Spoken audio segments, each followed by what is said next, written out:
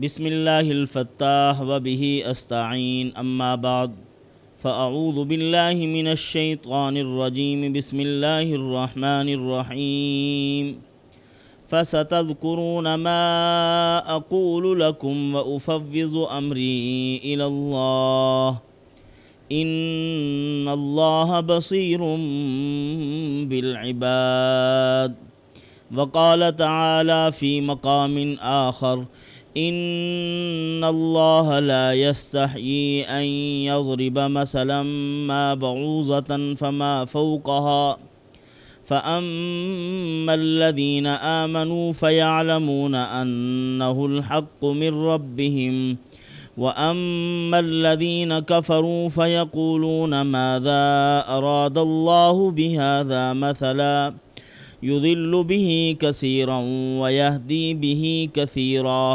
وما يضل به إلا الفاسقين آمنت بالله صدق اللہ العظیم۔ بزرگان محترم، برادران عزیز،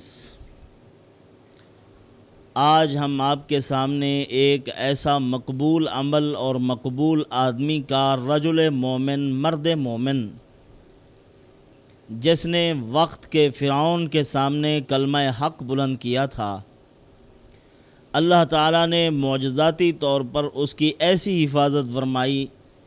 جو اس کو قتل کرنے کے لیے گئے تھے، اللہ پاک نے وہ تمام مکائد اور ان کے مکر و فریب انہی کے اوپر ڈال دیے۔ وہ خود قتل ہوئے جو قتل کرنے کے لیے گئے ہوئے تھے۔ اللہ تعالیٰ نے اپنے مرد مومن کی، اپنی ذات عالی پر ایمان لانے والے ایک شخص کی کیسے حفاظت فرمائی۔ برادران عزیز، پروردگار عالم آپ صلی اللہ علیہ وسلم کو سید الانبیاء بنایا ہے اور رسول اللہ صلی اللہ علیہ وسلم کی ذات اقدس پر ایک علمی معجزہ نازل فرمایا۔ قیامت تک آنے والی انسانیت، قیامت تک آنے والے فلسفی اور دانشور، قیامت تک آنے والے عقل مند، دانائی کا دعویٰ رکھنے والے لوگ بھی اس علمی معجزے کا مقابلہ نہ کر سکے تھے، نہ کر سکے ہیں، نہ کر سکیں گے۔ اللہ تعالیٰ نے قرآن مقدس کی شکل میں علمی معجزہ حضور کو عطا فرمایا ہے، جس کے مقابلے اور مبارزے سے آج تک دنیا عاجز ہے، قیامت تک عاجز رہے گی۔ اللہ تعالیٰ نے قرآن مقدس میں تحدی اور چیلنج کیا ہے، فرمایا کہ تم آؤ اس قرآن مقدس کا مقابلہ کرو، فَأْتُوا بِصُورَةٍ مِّن مِّثْلِهِ، اس کی ایک صورت کی مثل بنا کر دکھاؤ۔ اب وہ عاجز آئے، قرآن مقدس کی ایک صورت کیا ایک آیت بنانے سے بھی عاجز تھے، مقابلہ نہ کر سکے۔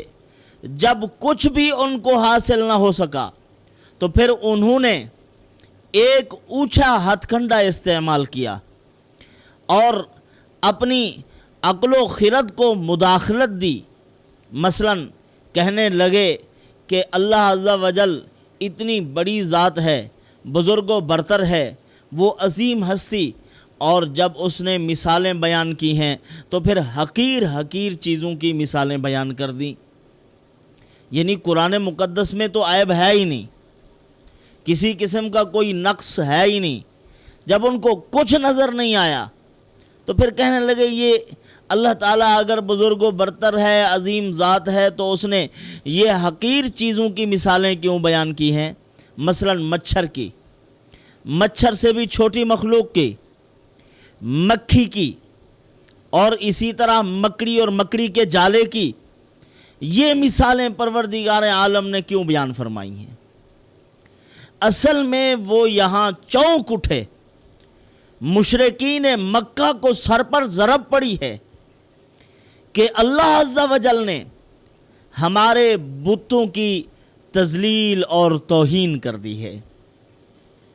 اللہ تعالیٰ کو بھی بڑا خدا مانتے تھے، وہ اللہ عز و جل کی ذات کے، اس کی الوہیت کے بھی قائل تھے، لیکن چھوٹے چھوٹے خدا بھی تسلیم کرتے تھے کہ یہ مثالیں جو بیان کی ہیں مچھر کی، اسی طرح اس سے چھوٹی مخلوق کی، مکڑی کی، یہ مثالیں تو ہمارے جو چھوٹے چھوٹے خدا ہیں ان کی تذلیل ہے، توہین ہے، ان کی تردید ہو رہی ہے۔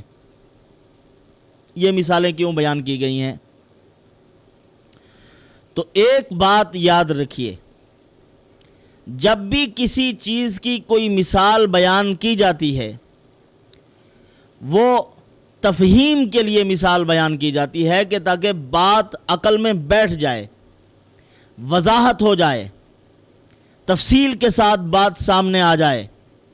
تو پروردگار عالم نے جو مثالیں بیان کی ہیں ان سے مقصود توضیح ہے، لوگوں کے دماغ میں اللہ عز و جل نے بات بٹھانی تھی۔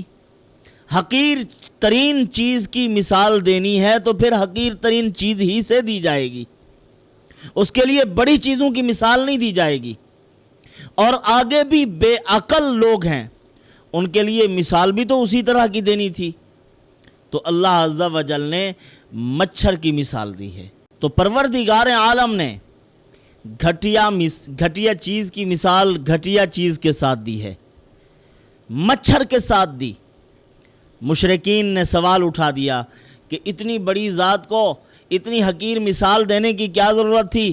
ان اللہ لا یستحیی ان یضرب مثلا ما بعوضۃ فما فوقها فَأَمَّا الَّذِينَ آمَنُوا فَيَعْلَمُونَ أَنَّهُ الْحَقُّ مِنْ رَبِّهِمْ۔ جو اہل ایمان تھے انہوں نے کہا حق ہے، اور جو مشرکین تھے وہ کہنے لگے کہ یہ مثال تو ہماری سمجھ میں نہیں آتی۔ دیکھیں، عرب کے لوگ مثال کے لیے مصابیح کا لفظ استعمال کرتے ہیں۔ مصابیح کہتے ہیں روشن چراغ کو۔ روشن چراغ کے ذریعے سے روشنی حاصل کی جاتی ہے، چیزیں وضاحت کے ساتھ سامنے آ جاتی ہیں، بات سمجھ میں آ جاتی ہے۔ غبی سے غبی آدمی، کم عقل آدمی بھی بات کو سمجھ لیتا ہے، اسی لیے وہ مصباح کہتے ہیں، مصابیح کہتے ہیں مثال کو۔ اب دیکھیے،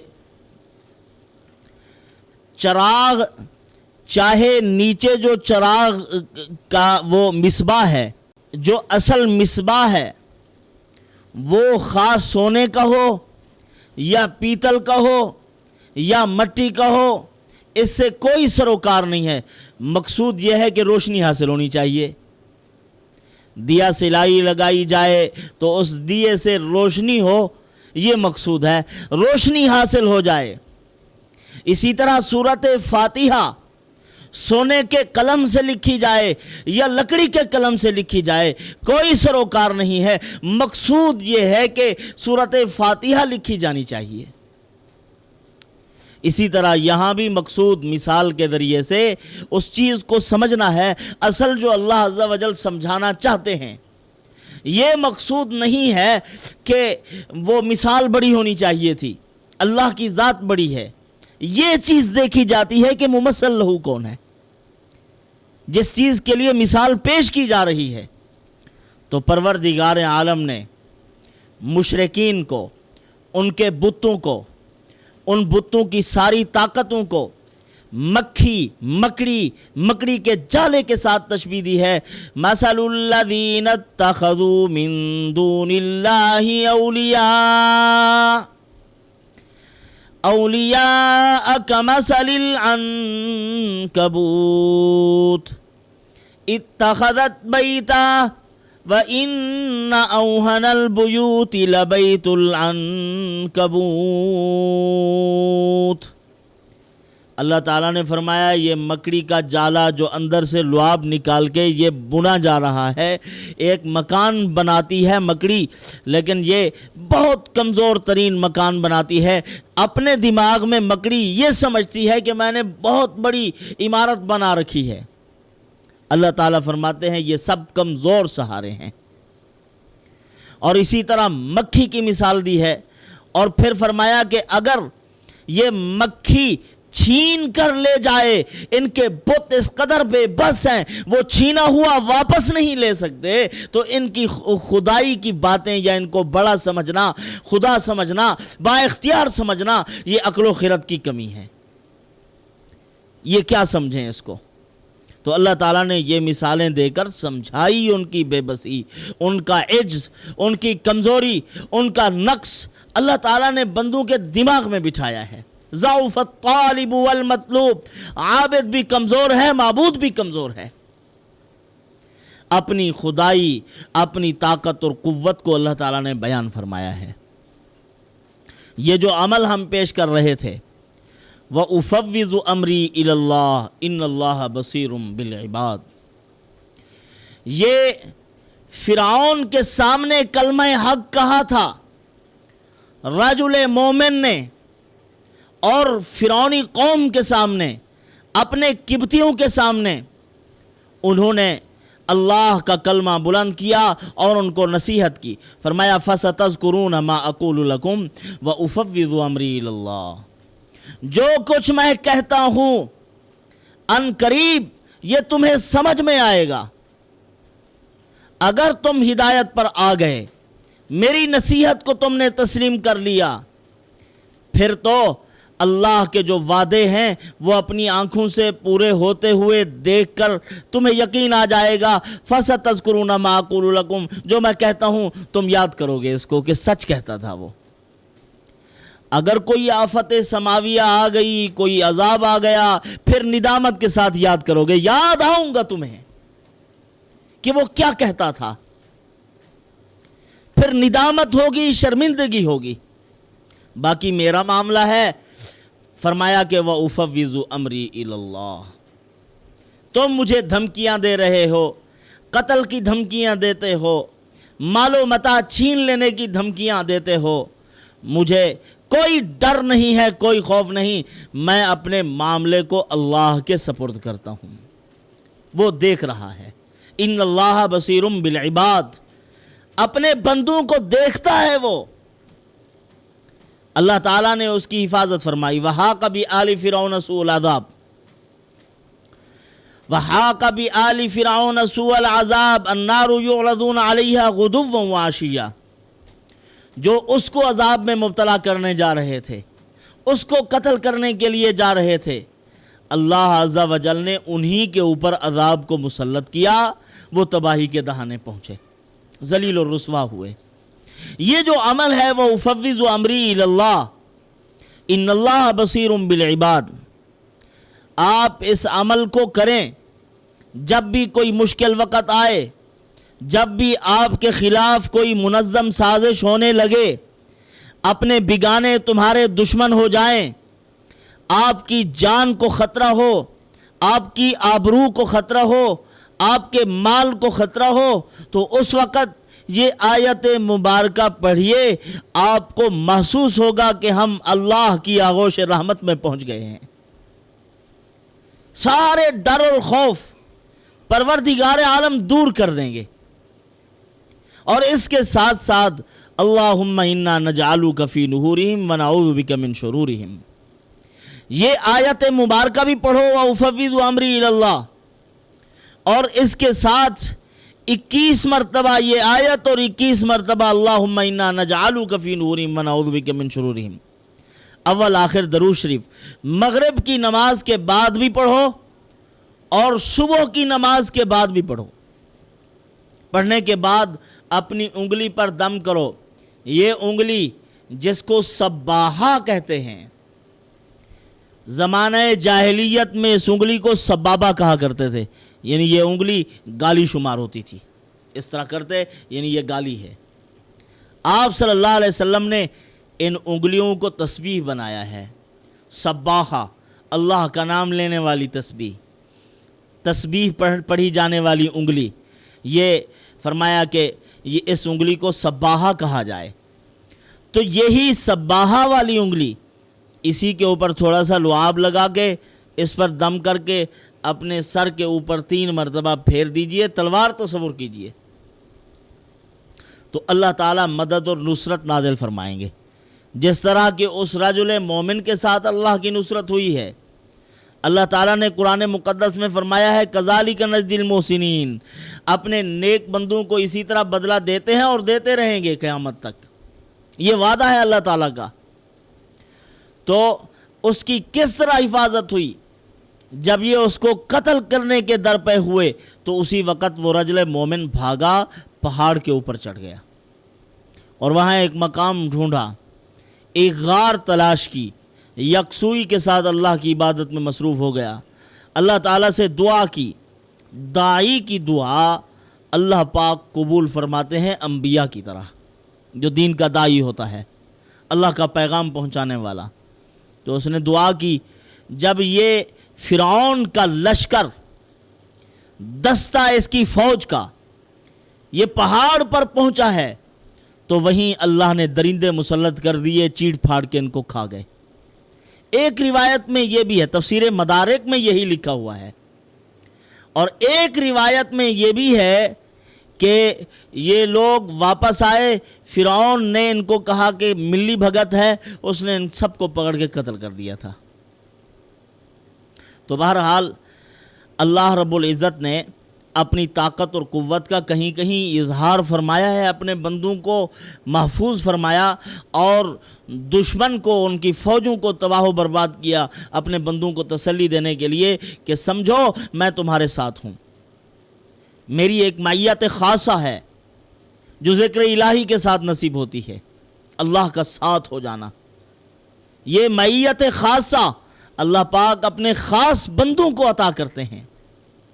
علامہ زمخشری رحمۃ اللہ علیہ کا جب انتقال ہونے لگا تو چند اشعار تھے عربی میں، انہوں نے فرمایا تھا یہ میری قبر پر لکھوا دینا۔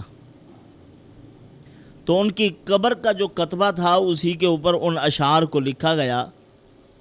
ان کا مفہوم یہ تھا کہ اللہ رب العزت نے فرمایا ہے، اے مشرکین مکہ، آج تم رسول اللہ صلی اللہ علیہ وسلم کے مخالف ہو، اسی وجہ سے کہ وہ توحید کا علم بردار ہے، اللہ کا پیغمبر توحید کا سبق دے رہا ہے، اسی لیے تم اس کی دشمنی کرتے ہو اور تم نے بتوں کی عبادت کی ہے، اللہ کو تم نے چھوڑا ہے۔ تو فرمایا کہ دیکھو اے مشرکین، تمہارے جد امجد، تمہارا دادا جس کے طریقے پر تم چل رہے ہو، نمرود بن کنعان، اس نے حضرت ابراہیم علیہ السلام جو جد امجد ہیں محمد الرسول اللہ صلی اللہ علیہ وسلم کے، کیونکہ وہ بھی توحید کے علمبردار تھے، یہ بھی توحید کے علمبردار ہیں، تو اس نے جب ابراہیم علیہ السلام کے خلاف سازش کی تو اللہ عز و جل نے مچھر کو اس کے دماغ میں ڈالا اور سر پہ چوتے مروائے، اس کو ذلیل و رسوا کیا، تباہ کیا۔ تم اس کے انجام کو سوچو، بتوں کی عبادت سے باز آ جاؤ، اس دشمن خدا کے انجام کو سوچ لو۔ تو اللہ تعالیٰ نے اس پہلے پارے میں بھی یہی مثال بیان فرمائی ہے کہ ان اللہ لا یستحیی ان یضرب مثلا ما بعوضہ، اللہ تعالیٰ کو حیا نہیں آتی اس بات سے کہ وہ مچھر کی مثال بیان کرے۔ تو مچھر کی مثال بیان کر کے اللہ تعالیٰ نے اشارہ کر دیا ہے اس طرف کہ تمہارے جد امجد نمرود بن کنعان کا جو حشر ہوا ہے، تم اگر اسی بات پہ ڈٹے رہے، شرک پر ڈٹے رہے، اللہ کی عبادت سے تم نے روگردانی کی، تو پھر تمہارا بھی وہی حشر ہوگا جو اسی مچھر والے کا حشر ہوا ہے۔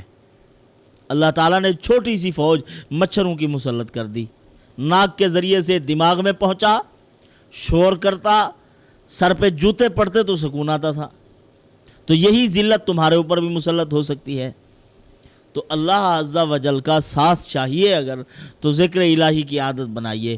تو جو ہر وقت اللہ کے ذکر میں رہتے ہیں، احکام الہیہ کی پابندی بھی کرتے ہیں، تو ایسے لوگوں کو اللہ کی معیت خاصہ نصیب ہوتی ہے، ہر وقت اللہ کا ساتھ نصیب ہوتا ہے۔ اللہ پاک انہی معروضات پر عمل کی توفیق عطا فرمائے۔ وما علینا الا البلاغ۔